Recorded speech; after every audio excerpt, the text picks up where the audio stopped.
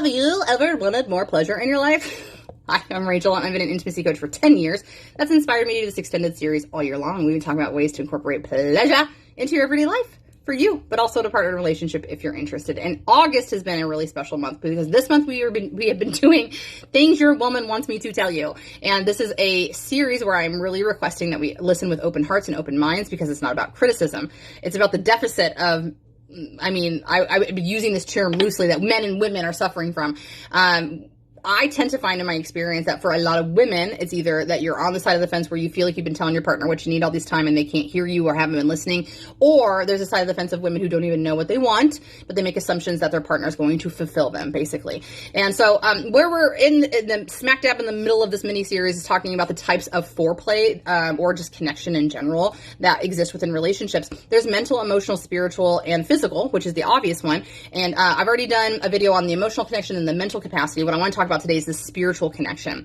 Okay, now this is difficult because some people, they're not even spiritual, or they don't believe themselves to be spiritual, but with all due respect, we are all something. We all believe something. Whether you're an atheist or not, you still believe that there's not a higher power, right? And so I'm not asking you to have deep conversations about God, or maybe potentially about your specific God. That's not what this is about in relation to sex and intimacy. It's about just the bigger picture. Have you ever questioned? Have you ever been curious? Have you ever dreamed? Have you ever, had questions about aliens? Or have you ever questioned yourself about like past lives that were, available to you or other people? Like, these may feel woo-woo-y, but what it really comes down to is asking the big questions that we all kind of like have within us. And why it's important is not necessarily about the woo-woo or God or faith and religion. It's not about that.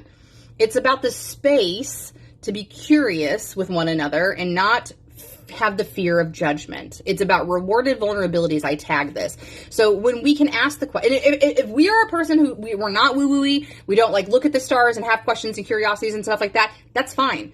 But if our partner is, it's important we hold space for that. It's important that we make sure that they feel validated and supported, that they feel no judgment coming from us as they navigate their belief systems. That's really what it comes down to at the bare minimum. It's not about, like I said, praying to the same God or getting into meditation with one another. It's about the support of what the other person believes and where they're moving towards, as long as that belief system is only, very specific to them and doesn't hurt or harm anybody else.